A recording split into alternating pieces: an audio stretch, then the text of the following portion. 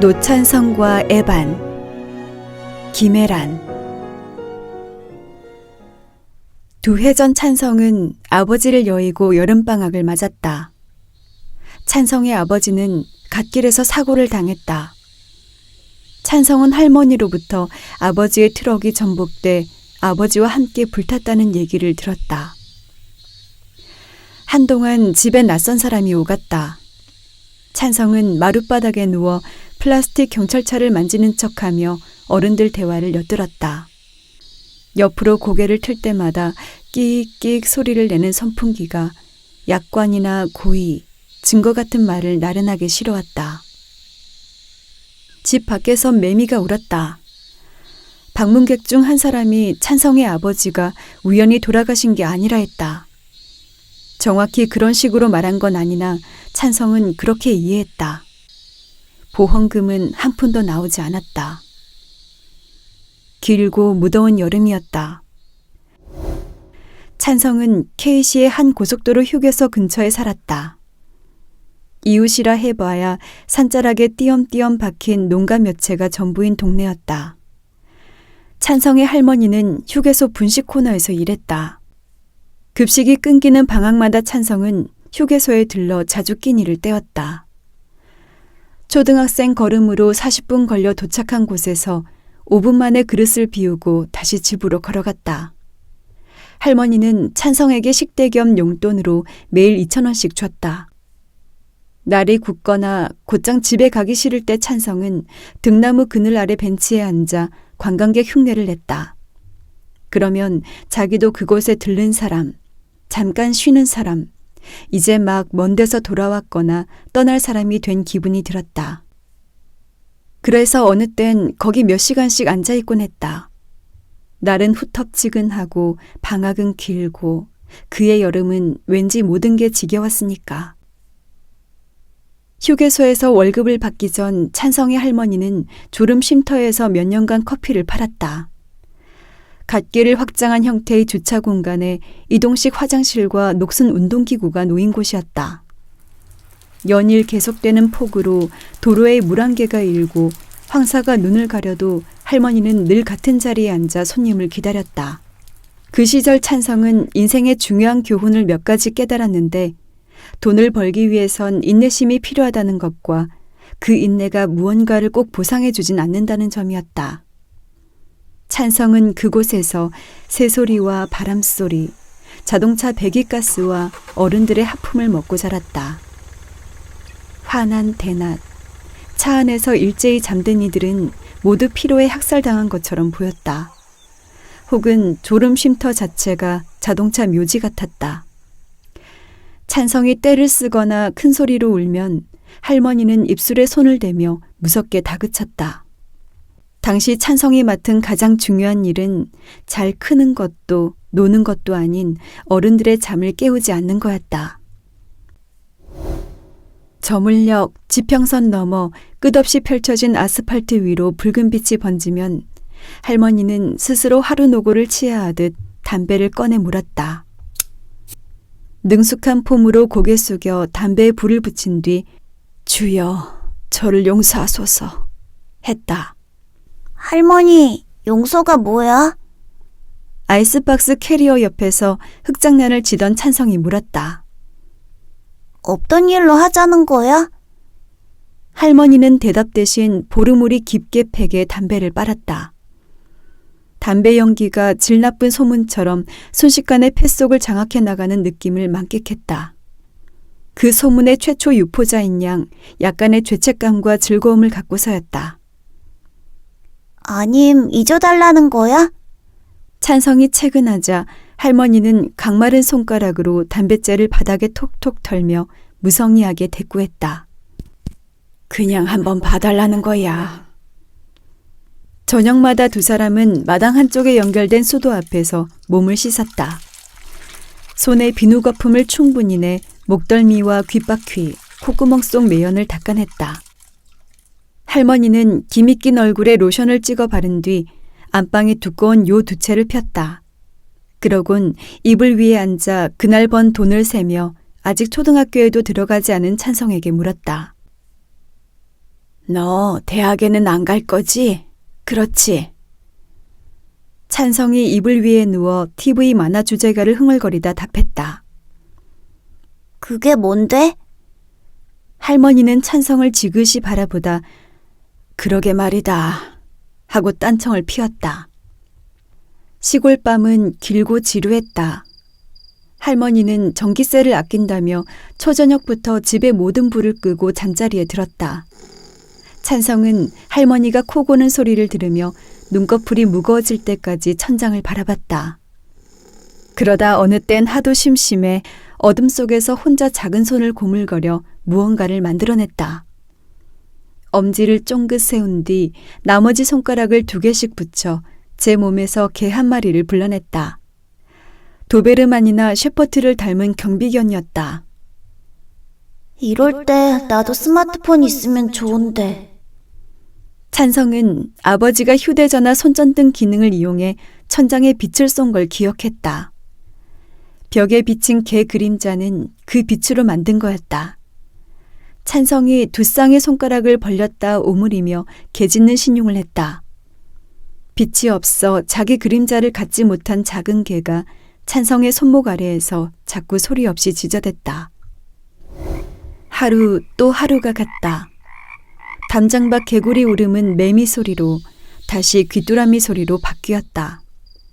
할머니는 이따금 찬성 뺨에 볼을 비비며 우리 강아지라 했다. 평소 스킨십에 인색한 할머니의 포옹이 어색하고 반가워 찬성은 애매하게 웃었다. 우리 강아지 얼른 자라라. 어서 커서 할머니한테 효도해야지. 잠이 오지 않을 때 찬성은 어둠 속 빈벽을 바라보며 자주 잡생각에 빠졌다. 그럴 땐 종종 할머니가 일러준 용서라는 말이 떠올랐다.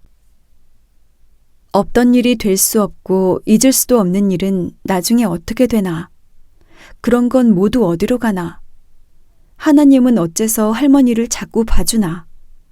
둘이 친한가? 하고. 한 해 또 한 해가 갔다.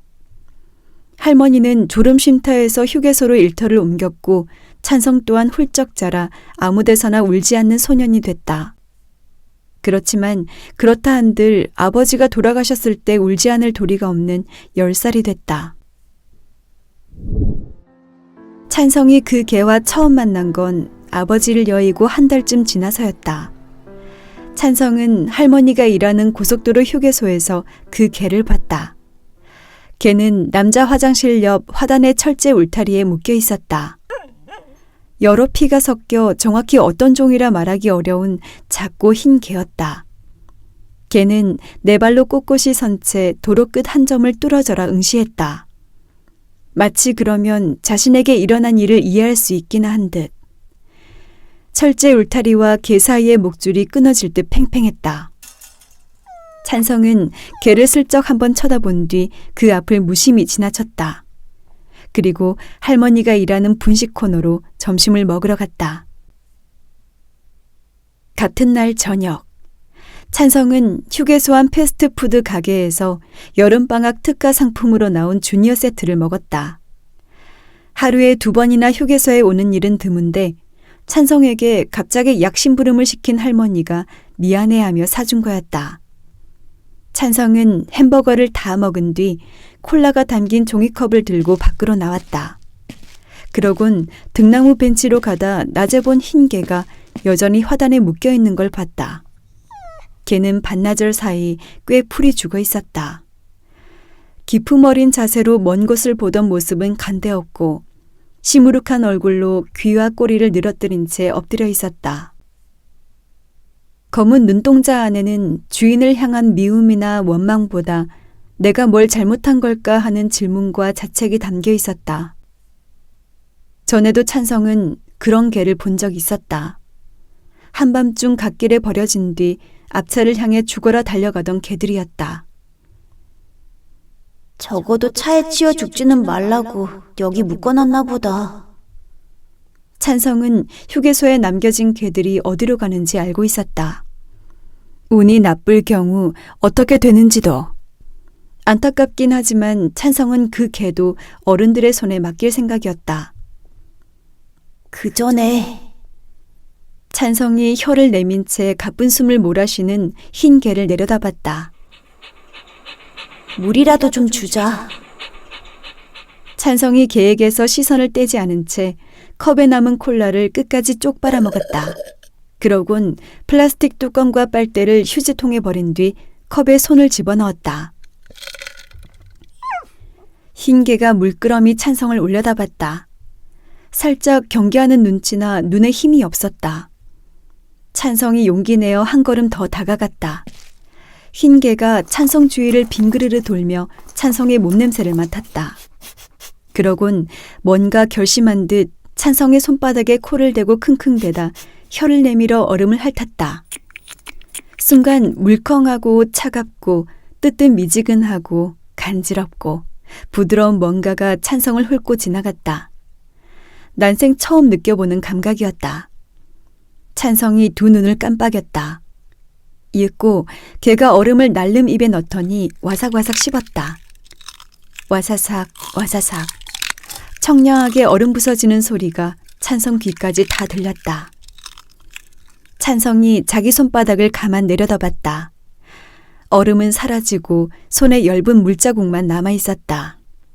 동시에 찬성의 내면에도 묘한 자국이 생겼는데 찬성은 그게 뭔지 몰랐다. 개가 희고 긴 속눈썹을 치켜 올려 찬성을 바라봤다.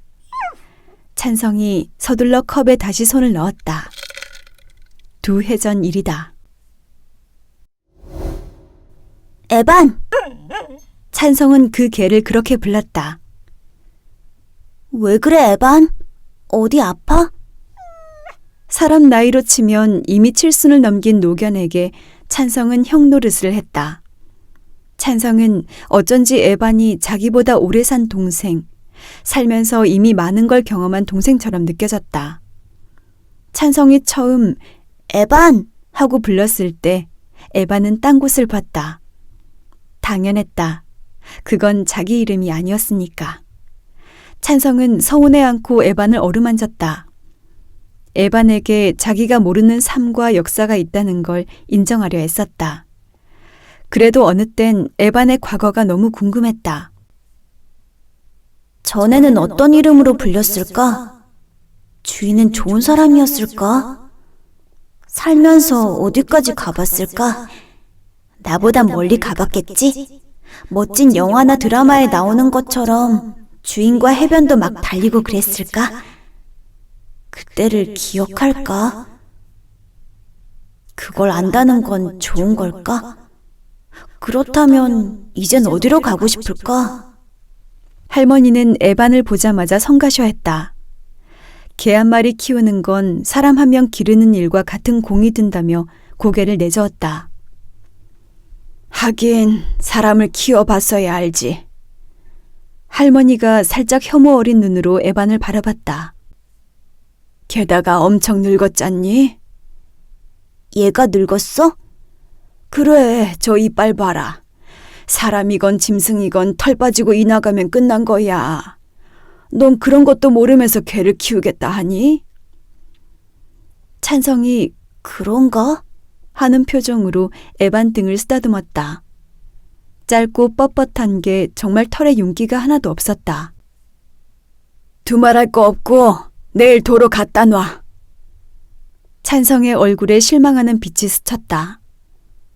안 그러면 안 돼? 할머니는 찬성과 눈도 마주치지 않고 방바닥에 쌓인 개털을 유리 테이프로 찍어냈다. 집에 개가 있으면 도둑이 안 들 거야, 할머니. 시끄러! 내가 내 손자 밥도 잘 못 챙겨주는데 이 나이에 개수발을. 아휴, 똥오줌은 또 어쩌고. 보드라운 뺨과 맑은 침을 가진 찬성과 달리 할머니는 늙는 게 뭔지 알고 있었다. 늙는다는 건 육체가 점점 액체화되는 걸 뜻했다. 탄력을 잃고 물컹해진 몸 밖으로 땀과 고름, 침과 눈물, 피가 연신 새어나오는 걸 의미했다. 할머니는 집에 늙은 개를 들여 그 과정을 나날이 실감하고 싶지 않았다. 밥은 그냥 우리 먹고 남은 거 주면 되잖아, 어? 할머니가 방바닥에 유리 테이프를 험하게 찍으며 이 시부랄 놈의 개털, 끝이 없네. 구시렁거렸다. 할머니가 꿈쩍 않자 다급해진 찬성은 결국 어떤 말을 내뱉고 말았는데 그 말을 하고 본인도 깜짝 놀랐다. 그러니까 에반을 자기가 책임지겠다 한 거였다. 태어나 처음 해본 말이었다. 그쯤 찬성은 자주 악몽에 시달렸다. 할머니가 찬성에게 이제 너도 다 컸으니 혼자 자라며 아버지가 쓰던 방을 내어주고부터였다.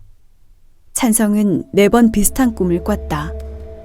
소형 냉장 트럭이 자신에게 달려드는 꿈이었다. 트럭 안에는 털 뽑힌 식용생닭이 가득 실려 있었다. 트럭은 캄캄한 도로를 질주하다 중앙선 위 찬성을 발견하고 급커브를 했다. 그러곤 곧 중심을 잃고 갓길 아래 낭떠러지로 고꾸라졌다. 절벽 아래에서 폭발음과 함께 거대한 불길이 치솟았다. 찬성은 갓길 주변을 초조하게 서성였다. 저기 아직 사람 있는데, 내가 아는 사람 같은데. 주위에 모여든 구경꾼들은 어디서 자꾸 맛있는 냄새가 난다고 했다. 찬성이 어른들을 향해 도와달라 소리쳤다. 그러면 어디선가 할머니가 나타나 입술에 손을 대며 쉿 소리를 냈다. 다정한 목소리로 울지 마라, 울지 마라 아가 하고 찬성을 다독였다. 네가 울면 손님들이 깨잖니. 에반을 집에 들인 날 찬성은 오랜만에 어떤 꿈도 꾸지 않고 깊이 잤다. 찬성은 에반이 자기를 지켜줬다고 생각했다. 언젠가 에반에게 무슨 일이 생기면 자기도 에반을 꼭 보호해줘야겠다고 다짐했다. 그 뒤 찬성과 에반은 늘 같이 잤다. 찬성은 누군가와 꼭 껴안고 자는 기분이 어떤 건지 처음 알았다. 에반의 따뜻하고 작은 몸통이 들숨 날숨을 따라 순하게 오르내리는 것만 봐도 평화로운 기분이 들었다. 찬성은 에반의 말랑말랑한 발바닥을 조물락거리며 자주 혼잣말을 했다. 있잖아, 에반. 이것 봐라. 많이 모았지. 3만 원도 넘어. 어디에 쓸 거냐고? 나중에 커서 언젠가 이곳을 떠나게 되면 그때 나도 휴게소에 들러 커피나 한잔 하려고. 에반은 자기 다리에 턱을 괴고 누워 눈꺼풀을 천천히 여닫다 먼저 잠들었다. 그래도 찬성의 수다는 밤새 이어졌다. 너 고륙종이 뭔지 아니? 무슨 선인장 이름 같지? 그런 게 있대. 우리 아빠가 그 병에 걸리지 않았다면 나도 몰랐을 거야. 하루 또 하루가 갔다. 인간 시계로 2년, 개들 시력으로 10년이 흘렀다. 찬성과 에반은 어느새 서로 가장 의지하는 존재가 됐다. 비록 움직임이 굼뜨고 귀가 어두웠지만 에반은 여느 개처럼 공놀이와 산책을 좋아했다. 찬성이 보풀하기인 테니스 공을 멀리 던지면 에반은 찬성의 눈앞에서 사라졌다 반드시 공과 함께 다시 나타났다. 무언가 제자리에 도로 갖고 오는 건 에반이 잘하는 일 중 하나였다. 찬성은 때로 에반이 자기에게 물어다 주는 게 공이 아닌 다른 것처럼 느껴졌다. 그리고 공인 동시에 공이 아닌 그 무언가가 자신을 변화시켰다는 걸 알았다. 그런데 에반이 요즘 좀 이상했다. 할머니는 밤 10시 넘어 집에 들어왔다. 한 손에 검은 비닐봉지를 들고 서였다. 전자레인지에 돌려 먹어. 찬성이 봉지 안을 들여다봤다. 은박지 사이로 설탕 입힌 통감자가 보였다. 찬성이 퇴근한 할머니 뒤를 졸졸 쫓았다. 할머니, 에반이 좀 이상해. 지금 안 먹을 거면 냉장고에 넣어두든가. 할머니가 평소 휴대폰을 넣고 다니는 손가방을 안방 바닥에 던지듯 내려놓았다. 할머니, 에반이 밥을 안 먹어. 늙어서 그래, 늙어서. 있지, 내가 공을 던져도 움직이지 않아. 걷다 자꾸 주저앉고. 늙어서 그렇다니까. 할머니는 모든 게 성가신 듯 팔을 휘저었다. 그러곤 끙 소리를 내며 바닥에 이부자리를 폈다. 저거 봐. 저렇게 자기 다리를 자꾸 핥아. 하루 종일 저래. 아까는 내가 다리를 만졌더니 갑자기 나를 물려고 했어. 할머니가 요 위에 누우려다 말고 상체를 들어 찬성을 봤다. 아니, 진짜로 문 건 아니고 무는 신용만 했어. 할머니가 눈을 감은 채 이마에 팔을 얹었다. 할머니, 에반 데리고 병원 가봐야 되는 거 아닐까? 쓸데없는 소리 말고 가서 자. 사방에 불 켜두지 말고. 할머니의 반팔 소매에 엷은 김치 국물이 묻어 있었다. 찬성이 할머니 옆에 앉지도 서지도 못한 채 주춤거렸다. 할머니, 에반 병원 데려가야 할 것 같다고. 할머니가 버럭 소리를 질렀다. 무슨 개를 병원에 데리고 가! 사람도 못 가는 걸. 그러니까 내가 개새끼 도로 갖다 놓으라 했어, 안 했어? 할머니 화병 나기 전에 얼른 가서 자! 개장수한테 배꼽 팔아버리기 전에. 얼른! 배꼽 아니야! 찬성이 전에 없이 큰 소리를 냈다. 뭐? 그러곤 이내 말끝을 흐리며 소심하게 답했다. 에반이야. 할머니가 한숨을 쉬며 찬성에게 얼른 나가라고 손짓했다. 찬성도 뭐라 더 말 못하고 제 방으로 돌아왔다. 찬성은 어두운 방 안에 누워 천장을 바라봤다. 그러곤 한참 뒤 플라스틱 경찰차 속에 숨겨둔 3만 원을 꺼내 지갑에 넣었다.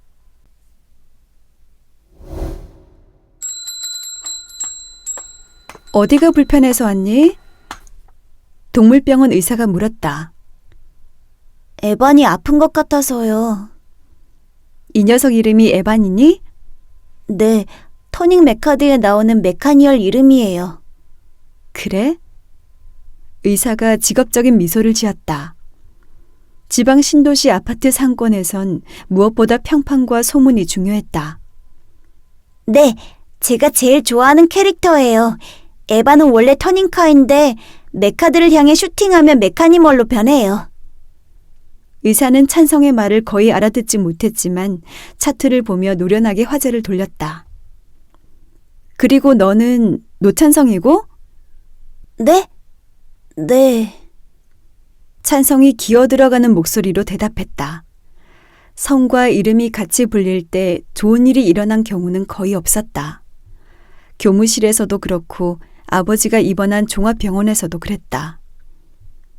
그래서 결국 찬성한다는 거야, 반대한다는 거야? 찬성은 그런 얘기는 너무 자주 들은 데다 이젠 정말 식상해 대답하기 귀찮다는 듯 어깨를 들썩였다. 선생님 농담이 재미없다는 의견에는 찬성이에요. 의사가 다시 마른 웃음을 지었다. 그런데 견주가 노찬성으로 되어 있네? 너 혼자 왔니? 부모님은? 에바는 긴장한 티가 역력했다. 병원 특유의 소독약 냄새와 선뜩한 기운이 에반을 불편하게 만드는 것 같았다. 의사는 에반의 다리를 보자마자 살짝 놀라며 어이쿠, 많이 아팠겠는데? 라고 했다. 이 정도면 다른 곳까지 종양이 퍼졌을 확률이 높다고. 종양이요? 그래, 암. 암이요? 걔도 암에 걸려요? 그럼. 찬성은 암이 뭔지 알고 있었다. 암과 관련된 냄새랄까, 비명, 그리고 진이 빠진 얼굴을. 자세한 건 검사 결과를 봐야 알 테지만 상황이 안 좋은 건 사실이야. 검사요? 피도 뽑고 사진도 찍고.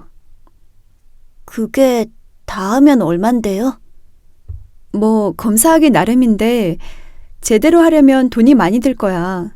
내일 부모님 모시고 다시 올래? 찬성이 바지 주머니 속 지갑을 표 안 나게 만지작거렸다.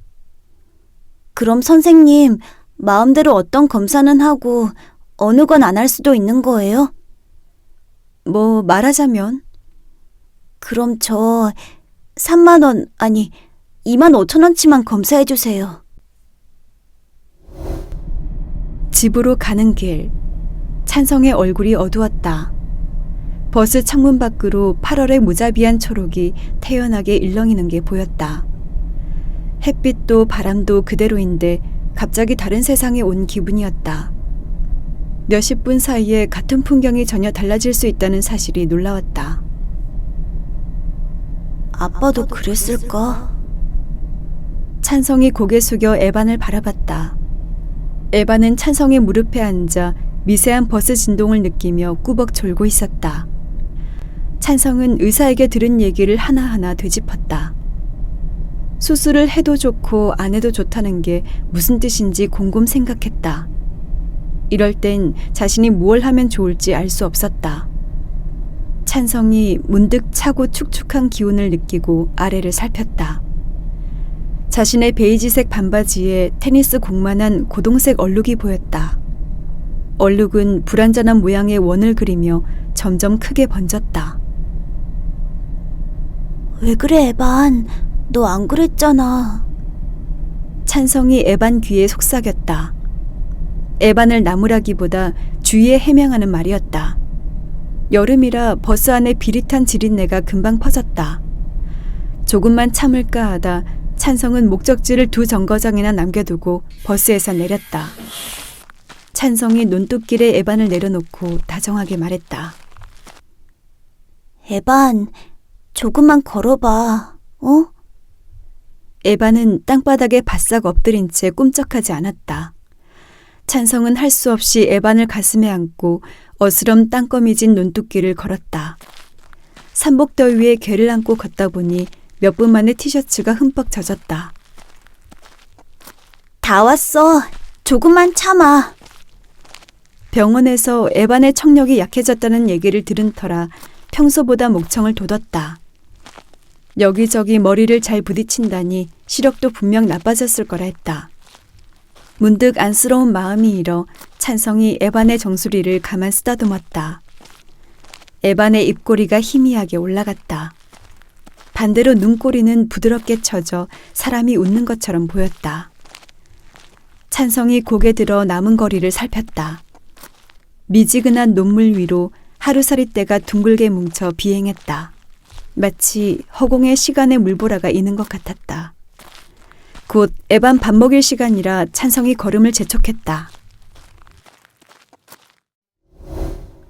그날 밤 할머니는 자정 넘어 집에 들어왔다.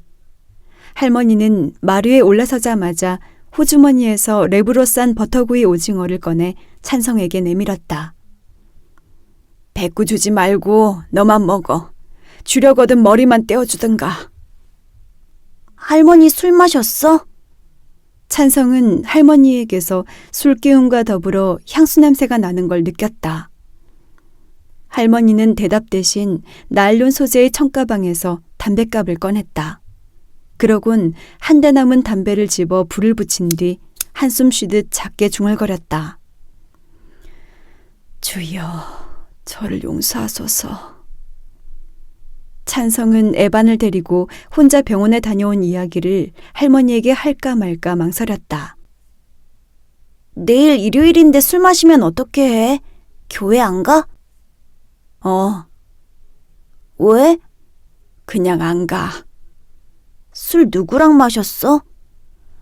원로 목사님이랑. 찬성은 원로 목사님이 얼마나 좋은 분인지 할머니에게 수차례 들어 알고 있었다. 아버지의 장례를 도운 사람도 보험사가 보험금 지급을 거절했을 때 소송을 알아봐준 이도 할머니가 다니는 교회의 원로 목사님이었다. 인지대니 송달련이 하는 어려운 말 앞에서 전전긍긍하던 할머니에게 가장 큰 힘이 되어준 것도 목사님이라고 했다.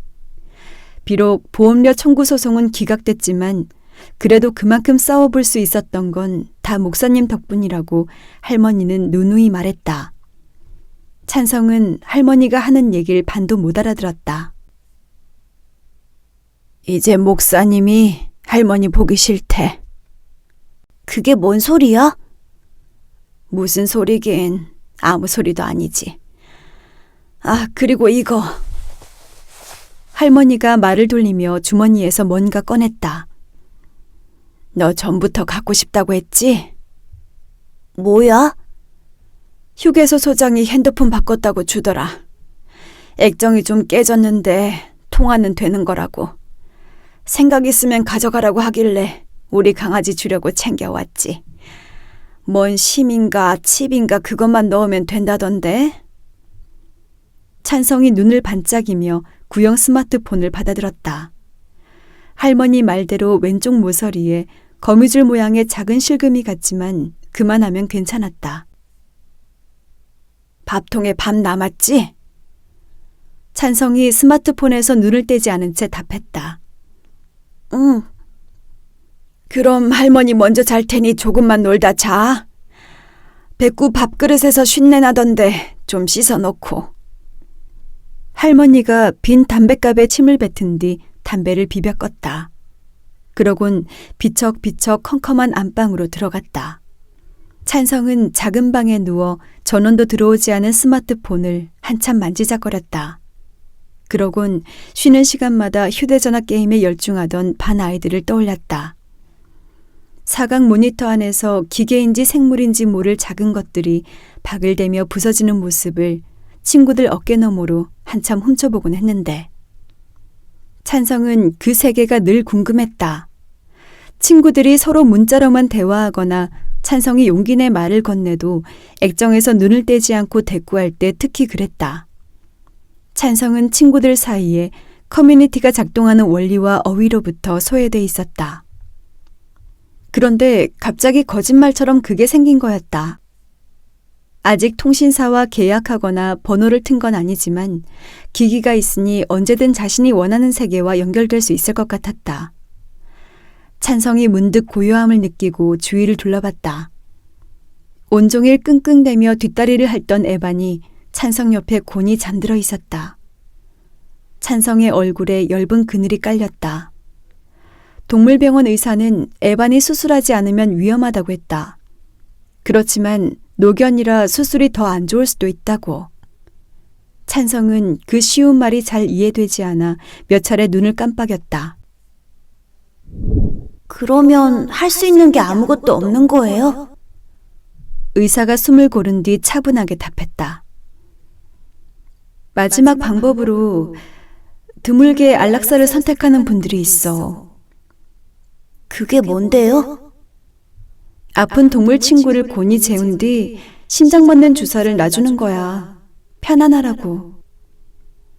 의사는 그러고 나서 후회하거나 힘들어하는 사람도 많으니 신중하게 결정할 일이라는 말을 잊지 않았다. 일단 에반에게 잘해주라고. 살아 버티는 동안 무척 고통스러울 테니 옆에서 잘 다독여주라고 했다. 그렇지만 찬성은 어떻게 해야 잘해주는 건지 에반이 진짜 원하는 게 뭔지 알 수 없었다. 때마침 건너방에서 할머니가 한숨 토하듯 아이고, 죽어야 모든 고통이 사라지지. 죽어야 근심이 없지. 하나님, 나 좀 조용히 데리고 가요. 라고 말하는 소리가 들려왔다. 찬성이 몸을 돌려 에반을 뚫어져라 바라봤다. 서로 코가 닿을 정도로 가까운 거리였다. 네가 네 얼굴을 본 시간보다 내가 네 얼굴을 본 시간이 길어. 알고 있니? 에반의 젖은 속눈썹이 미세하게 파들거렸다. 찬성이 에반의 인매, 수염, 콧망울, 눈썹 하나하나를 공들여 바라봤다. 그러자 그 위로 살아, 무척, 버티는, 고통 같은 말들이 어지럽게 포개졌다. 있잖아, 에반. 나는 늘 궁금했어. 죽는 게 나을 정도로 아픈 건 도대체 얼마나 아픈 걸까? 에반, 많이 아프니? 내가 잘 몰라서 미안해. 있잖아, 에반. 만약에 못 참겠으면 나중에 정말 너무너무 힘들면 형한테 꼭 말해. 알았지? 에반이 끙소리를 냈다. 찬성은 몸을 돌려 바로 누운 뒤 어둠 속 빈벽을 한참 바라봤다. 찬성은 복도식 아파트의 각 현관에 A4 크기의 종이를 붙였다. 40장 단위로 소분해 모서리마다 미리 유리 테이프를 붙여둔 거였다. 고등부 국어 과외, 과외보다 막강한 1대3 시스템, 소수 정예 그룹, 내신 대비 특별 교재, 기말 성적표가 확 바뀝니다. 그 밖에 피아노와 태권도 학원을 비롯해 미용실과 헬스장, 치킨, 피자 배달업체 광고도 많았다. 전단지 배포 아르바이트 면접 때 찬성은 제 나이를 조금 올렸다. 다행히 학생증을 보자는 데는 없었다. 키가 닿지 않는 곳에 위치한 우편함은 까치발을 하거나 제자리 뛰기로 해결했다. 공동 현관 비밀번호가 필요한 신축 아파트는 되도록 피했지만 가끔은 모른 척 입주민 뒤를 따라 들어갔다. 앳된 얼굴에 책가방을 맨 찬성을 의심하는 이는 거의 없었다. 그래도 남의 집 대문에 전단지를 붙이는 중 누군가 불쑥 문을 열고 나오면 가슴이 쿵쾅거렸다. 할당량은 생각만큼 빨리 줄지 않았다. 엘리베이터가 없는 빌라와 원룸도 많고 사람들은 지나치게 방어적이거나 무심하거나 신경질적이었다. 아르바이트를 시작한 지 하루 만에 찬성은 자기가 전단지 배포를 너무 만만하게 봤다는 걸 깨달았다. 살면서 이렇게 몸쓰는 일로 무리를 해본 적이 없었다. 첫날부터 다리에 알이 베어 계단을 오르내리는 일 자체가 곤욕이었다. 그만두고 싶을 때마다 찬성은 주문처럼 한 장에 20원, 1000장 돌리면 2만 원. 이란 말을 중얼거렸다. 그러면 조금 더 버텨볼 힘이 났다. 며칠간 휴게소에도 들르지 않고 초저녁이면 기절하듯 자는 찬성을 할머니는 별로 수상쩍어하지 않았다. 그저 딱 한 번 너 얼굴이 왜 그렇게 탔냐? 묻고 말았을 뿐이다. 작업은 혼자 할 때도 있고 여럿이 조를 짜 움직일 때도 많았다. 한 번은 같은 조에서 일하는 중학생 형이 아파트 계단에 앉아 파란색 이온음료를 들이키며 물었다. 야, 너 이거 왜 하냐? 찬성이 당황한 기색을 감추며 말을 돌렸다. 형은요? 나야 뭐 그냥 담뱃값 벌려고 하는 거고. 네. 넌? 초딩이 돈을 어디다 쓰게? 찬성이 주저하다 솔직하게 답했다. 누가 좀 아파서요. 아, 중학생이 새삼 선량한 어조로 물었다. 근데 이걸로 돼? 찬성이 눈을 내리깔며 침울하게 답했다. 우리 개는 작아서 10만 원쯤 든대요. 뭐? 개?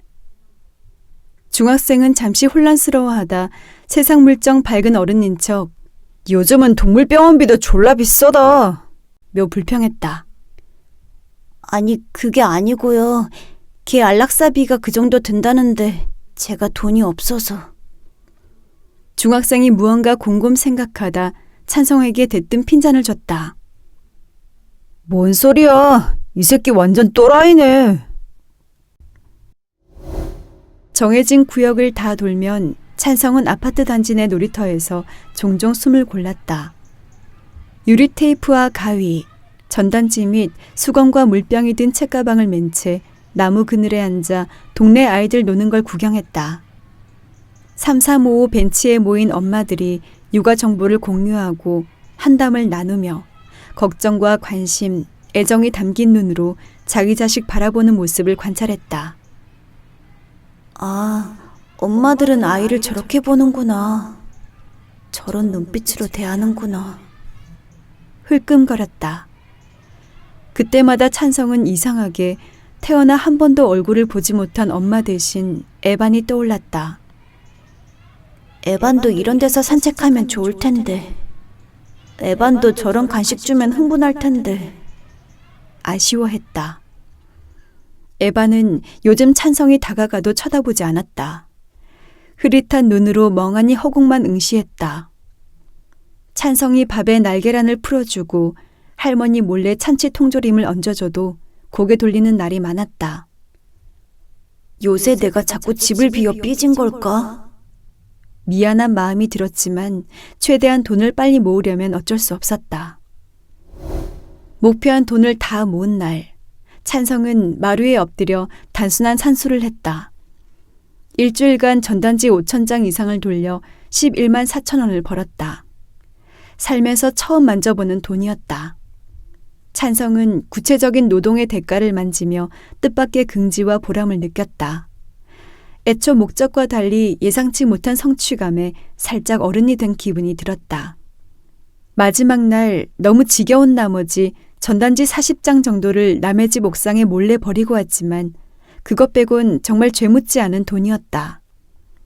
찬성은 10,000원짜리 11장과 1,000원짜리 4장을 가지런히 모아 각을 맞춘 뒤 지갑에 넣었다. 그러곤 안방으로 가 할머니 신분증을 몰래 챙겼다. 안락사 동의서를 작성할 때 어른 신분증이 필요할지도 모른다는 생각에서였다. 다음 날 찬성은 평소보다 일찍 일어나 동물병원에 갈 차비를 했다. 할머니는 이미 휴게소로 출근하고 없었다. 마당 한쪽에 연결된 수도에 세숫대야를 놓고 찬성은 에반을 씻겼다. 귀에 물이 들어가지 않도록 양쪽 귀를 잘 잡고 몸에 비누 거품을 묻혀 구석구석 닦았다. 그 목욕이 어떤 목욕인지 아는지 모르는지 에반은 어린 찬성 손에 순순히 몸을 맡겼다. 시원해, 에반? 혈관이 비쳐 살짝 분홍빛이 도는 에반 귀를 조심스레 문지르며 찬성이 물었다. 나는 너 이런 데도 닦아줘야 하는지 잘 몰랐어. 그래서 의사 선생님한테 좀 혼났어. 그동안 많이 답답했지? 찬성은 옷장에서 가장 단정해 보이는 옷을 꺼내 입었다. 왜 그런지 모르지만 그래야 할 것 같았다. 찬성이 차분한 얼굴로 검은색 반팔 셔츠에 단추를 잠갔다. 그러곤 지갑 속 현금을 한 번 더 확인하고 마루에 걸터 앉아 운동화를 신었다. 가는 길에 일진 형들이라도 만나면 어쩌나 괜한 걱정이 들었다. 찬성이 목욕 후 털이 부풀어 보송보송해진 에반을 사랑스럽게 바라봤다. 그러곤 에반의 목덜미를 한번 쓰다듬은 뒤 광에서 손수레를 꺼냈다. 오래전 할머니가 졸음 쉼터에서 사용한 아이스박스 캐리어였다. 뽀얗게 먼지가 내려앉은 걸 고무호스로 쏴 물을 뿌려 씻어내고 뚜껑을 분리해 떼어낸 뒤 안에 수건을 깔았다. 그러곤 거기 얼음 대신 에반을 넣었다. 에반 옆에 작은 물그릇과 물통을 넣는 일도 잊지 않았다. 마지막이라고 생각하자 기분이 무척 이상했지만 마지막이라도 도울 수 있어 다행이었다. 오늘 하루 중요한 일을 치른다는 사실에 그리고 모든 걸 오로지 혼자 준비했다는 생각에 찬성은 경건한 긴장감을 느꼈다. 참사랑 동물병원은 아파트 단지 내 편의시설이 밀집한 상가 건물 1층에 있었다. 산뜻한 크림색 외벽에 통유리가 시원하게 달린 신축 병원이었다. 상호가 박힌 노란 간판엔 검정색 개 발바닥 도장이 찍혀 있어 전체적으로 다감한 인상을 풍겼다. 유리벽에 붙은 살인 진드기 집중 예방 기간이라든가 강아지를 찾습니다라는 문구가 적힌 인쇄물을 보며 찬성은 왠지 모를 안정과 신뢰를 느꼈다. 다 왔어, 에반. 병원에 들어서기 전 찬성이 뒤를 돌아봤다. 허리 숙여 에반과 눈을 맞추고 싶었지만 마음이 흔들릴 것 같아 꾹 참았다. 한 손에 손수레 손잡이를 잡은 찬성이 반대쪽 어깨에 힘을 실어 병원 유리문을 밀었다. 순간 어떤 힘이 찬성을 바깥으로 확 밀어냈다.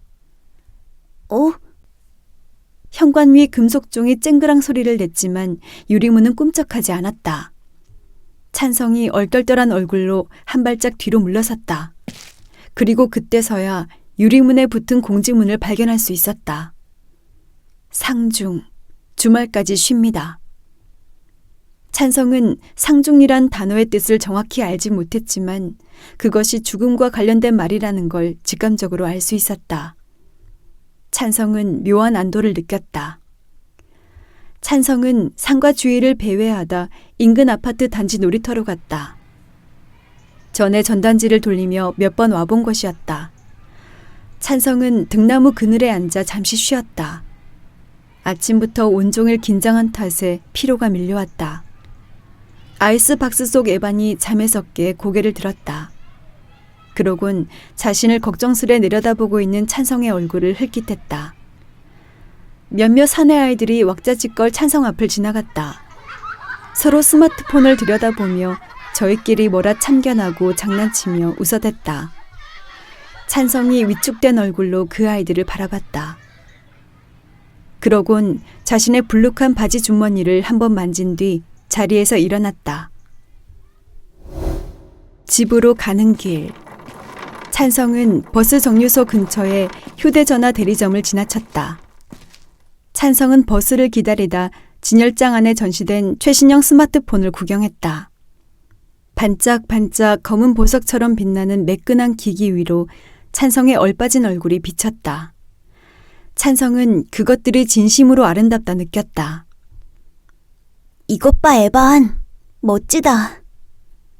찬성이 진열장에서 시선을 돌려 아이스박스 속 에반을 바라봤다. 에반은 공처럼 몸을 둥글게 말아 그 안에 자신의 머리를 묻고 죽은 듯 잠들어 있었다. 찬성은 에반을 한번 쓰다듬은 뒤 바지 주머니에서 구형 휴대전화를 꺼냈다. 그러곤 모서리에 살짝 금이 간 액정에 자기 얼굴을 비춰보다 중요한 사실 하나를 깨달았다.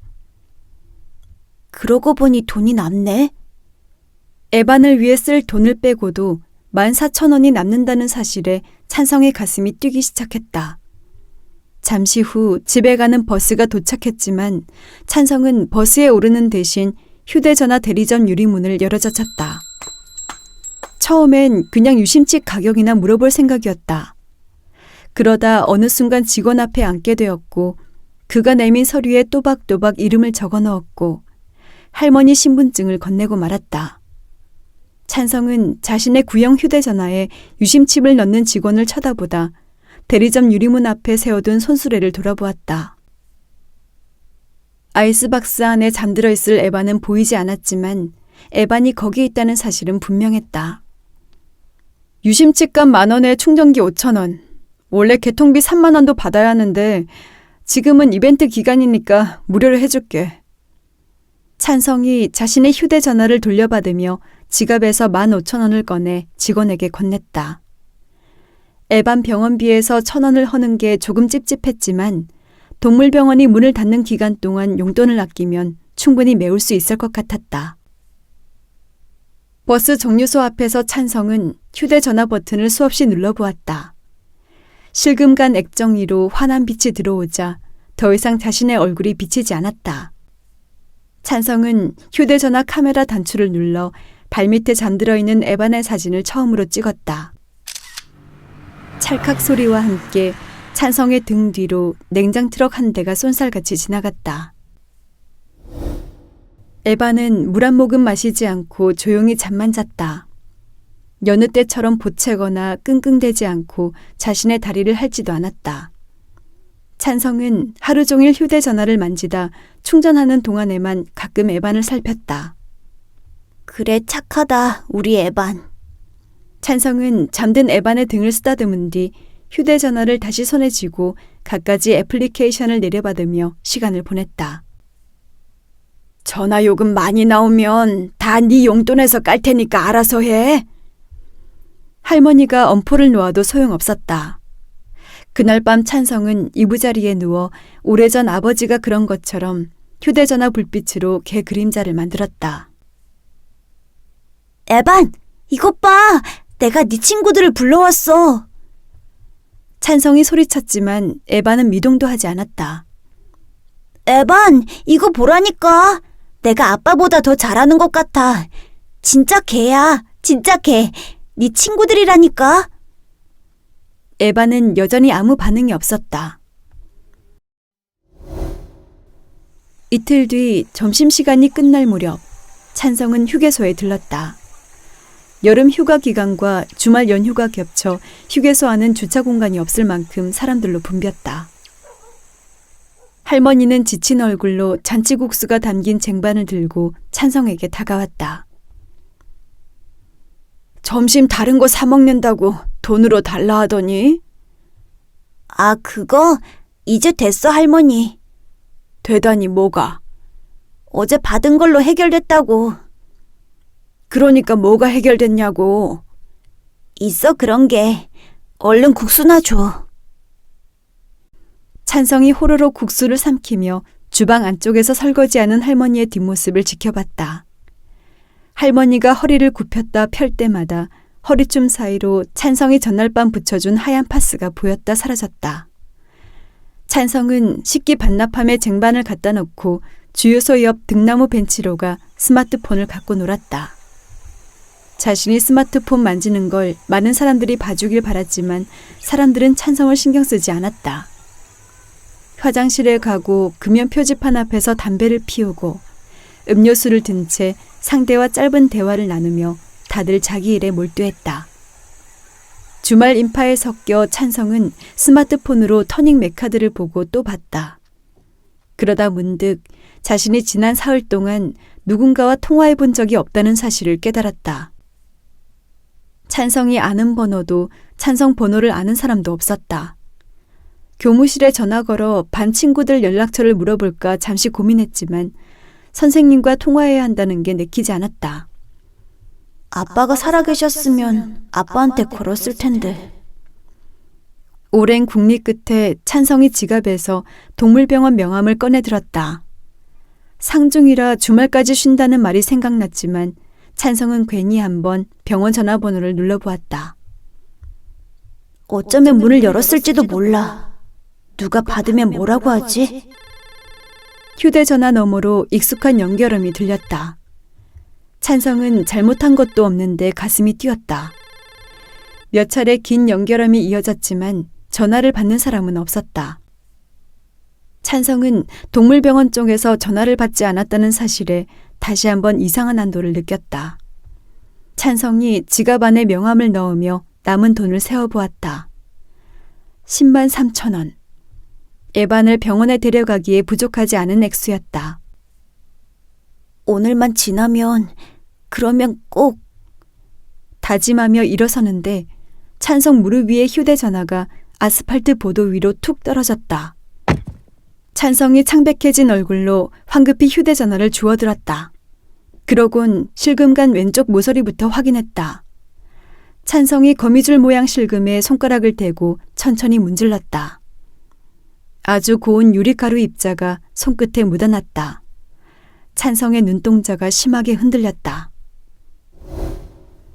집으로 가는 길. 찬성은 한 손을 길게 뻗어 휴대전화를 좌우로 틀며 햇빛에 비춰봤다. 검은 액정 표면에 닿은 빛이 물에 뜬 기름처럼 매끈하게 일렁였다. 더불어 찬성의 가슴에도 작은 만족감이 일었다. 액정에 보호 필름을 붙이니 왠지 기계도 새 것처럼 보이고 모서리 쪽 상처도 눈에 덜 띄는 것 같았다.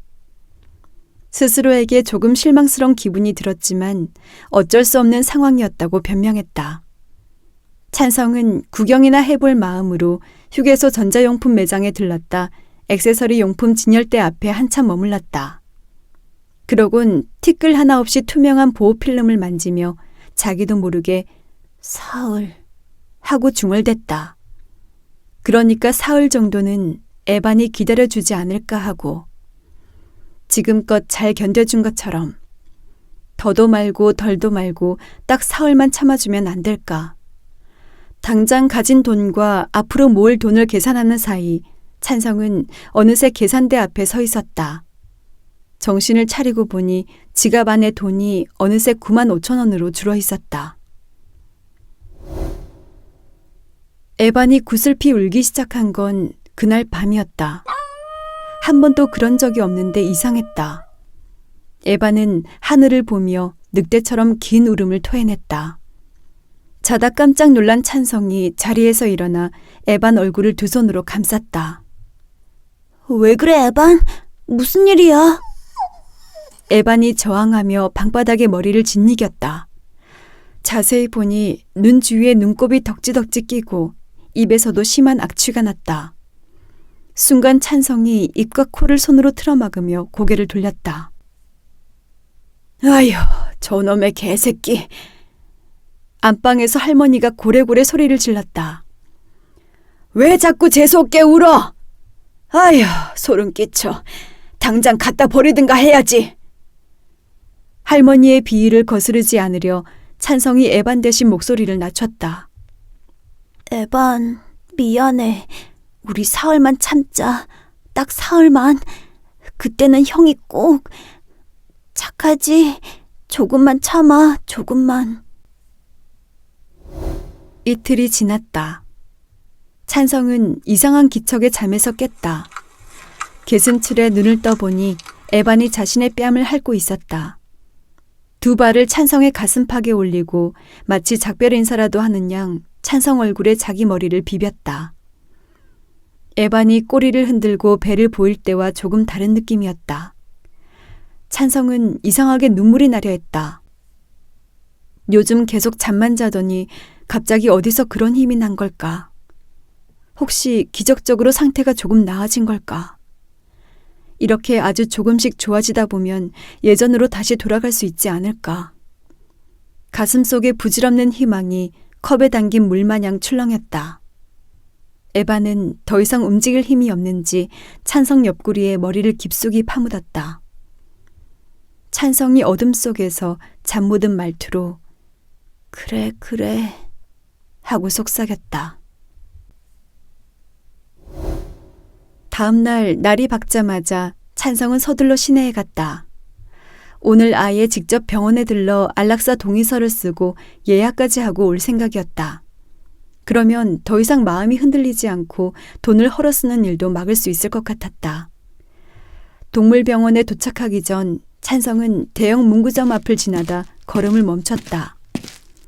알록달록 여러 종류의 휴대전화 케이스가 걸린 진열대에서 터닝 맥카드 캐릭터가 그려진 상품을 발견하고서였다. 무심코 가격을 살펴보니 34,000원이나 했다. 순간 찬성의 머릿속에 전에 없던 의심이 피어났다. 어쩌면 안락사에 대해 자신이 처음부터 잘못 생각한 게 아닐까 하는. 에반의 죽음을 거두는 것보다 에반이 살아있는 동안 조금이라도 의미 있는 시간을 보내는 게 우리 둘 모두에게 좋은 일이 아닐까 싶었다.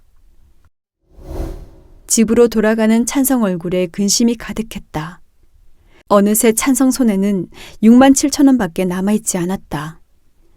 모든 게 합당하고 필요한 과정처럼 여겨졌는데 이상했다. 찬성은 무거운 발걸음으로 오늘따라 유난히 길게 늘어선 듯한 논뚝길을 휘적휘적 혼자 걸었다.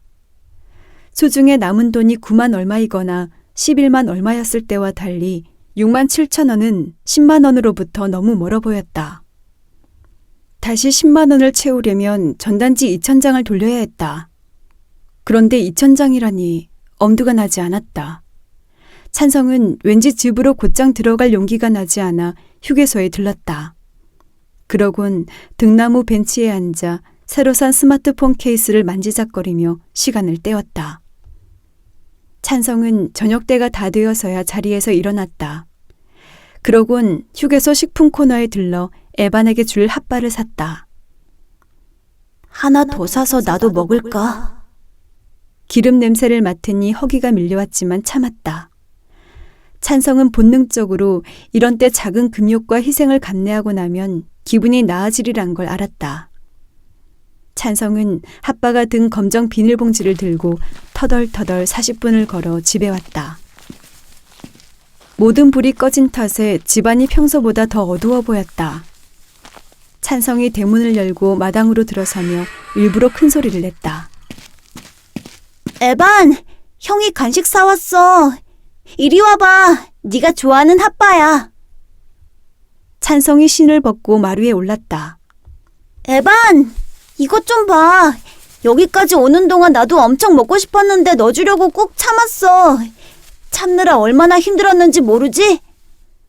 에반이 기뻐할 모습을 상상하며 찬성이 작은 방 문을 활짝 열었다. 그런데 거기 에반이 없었다. 에반! 찬성이 목소리를 높였다. 집 주위가 새삼 섬뜩할 정도로 어둡고 고요했다. 찬성은 자신이 익숙하게 살아온 세계에 위화감을 느꼈다. 에반! 너 어디 있니? 습기찬 저녁 들판 위로 찬성의 목소리가 희미하게 메아리쳤다. 앞도 잘 안 보일 텐데 다리도 아픈 녀석이 어디로 간 걸까? 에반에게 무슨 일이 생긴 건 아닌지 불안했다. 이럴 줄 알았으면 목줄이라도 묶어놓을 걸. 에반 몸이 약해졌다고 너무 방심했나 싶었다. 멀리는 못 갔을 거야. 찬성이 휴대전화 손전등 기능을 켠 채 한 발 한 발 수색 범위를 넓혔다. 에반은 작은 개라 발밑을 잘 살펴야 했다. 에반, 장난치지 마, 어? 논바닥에 주저앉아 당장 울고 싶은 마음을 누르며 찬성이 걸음을 재촉했다. 일단 에반을 찾는 게 먼저였다. 찬성이 멀리 불 켜진 고속도로 휴게소를 바라봤다. 자신도 왜 그곳까지 갔는지 알 수 없었다. 어쩌면 그 시간에 갈 수 있는 데가 거기밖에 없어 그랬는지 몰랐다. 아니면 덜컥 겁이 나 할머니가 보고 싶었는지도. 찬성이 숨을 고르며 최대한 이성적으로 상황을 판단하려 애썼다. 만일 에반이 혼자 힘으로 어딘가 갔다면 전에 한 번이라도 가본 데일 거라 생각했다. 그리고 그곳은 찬성도 아는 곳일 확률이 높았다. 찬성은 에반이 지금 생각보다 가까운 곳에 있을지도 모른다고 기대했다. 그것도 아주 가까이에. 찬성은 일단 분식 코너에 들러 할머니에게 혹시 에반이 여기 오지 않았느냐고 물을 계획이었다. 그런데 주유소 앞을 지날 즈음 문득 불길한 느낌에 휩싸이고 말았다. 순간적으로 얼굴에 피가 몰리며 호흡이 가빠졌다. 그러니까 거기 주유소 쓰레기통 옆에 눈에 익은 자루 하나가 보여서였다. 안에 뭐가 들었는지 자루 아래가 불룩했고 입구는 노끈으로 단단히 묶여 있었다. 아니야, 그럴 리 없어. 찬성이 방망이질 치는 가슴을 안고 그 앞을 못 본 척 지나갔다. 자루 아래로 선홍색 피가 천천히 새어나오고 있었다. 찬성은 전에 비슷한 걸 본 적 있었다. 고속도로 갓길에 쓰러진 동료를 웬 들깨무리가 지키고 선 모습이었다. 아버지가 운전석에서 전조등을 몇 번 깜빡여도 죽은 동료를 에워싼 채 이쪽을 쏘아보던 들깨들의 얼굴이 떠올랐다. 그렇지만 우리 개는 유기견이 아니니까. 찬성이 식당 쪽으로 몸을 틀었다. 그런데 그때 몇몇 형들이 웅성거리는 소리가 들렸다. 한쪽 가슴에 주유소 로고가 박힌 조끼를 입은 형들이었다. 아씨, 아니라니까 그러네. 에이, 설마. 진짜라니까. 그 개가 일부러 뛰어드는 것 같았다니까. 차가 지나가기를 기다렸다는 듯이. 찬성은 꽤 오랫동안 그 자루 앞에 서 있었다. 몇 번 노끈을 풀어볼까라는 충동이 일었지만 그러지 않았다. 자루 아래로 방금 전보다 더 많은 양의 피가 새어나왔다. 만지면 아직 따뜻할 것 같은 피였다. 이윽고 찬성이 몸을 돌려 걸음을 옮겼다. 자루에 든 게 뭔지 끝내 확인하지 않고 그때까지 오른손에 꽉 쥐고 있던 휴대전화를 든 채 자리를 떴다. 주위는 더 어두워졌다. 찬성이 뻣뻣하게 굳은 몸을 이끌고 고속도로 옆 비포장길을 걸어나갔다. 몇몇 차들이 시끄러운 경적을 울리며 찬성 옆을 휙휙 지나갔다. 찬성이 고개 숙여 제 손바닥을 내려다봤다. 휴대전화 손전등 기능을 너무 오래 사용한 탓에 기기에서 열이 났다. 손바닥에 고인 땀을 보니 문득 에반을 처음 만난 날이 떠올랐다. 손바닥 위 반짝이던 얼음과 부드럽고 차가운 듯 뜨뜻미지근하며 간질거리던 무엇인가가. 그렇지만 이제 다시는 만질 수 없는 무언가가 가슴을 옥죄었다. 하지만 당장 그것의 이름을 무어라 불러야 할지 몰라 찬성은 어둠 속 갓길을 마냥 걸었다. 대형 화물 트럭 몇 대가 시끄러운 경적을 울리며 찬성 옆을 사납게 지나갔다. 머릿속에 난데없이 용서라는 말이 떠올랐지만 입 밖에 내지 않았다. 찬성이 선 데가 길이 아닌 살얼음판이라도 되는 양 어디선가 쩍쩍 금 가는 소리가 들려왔다.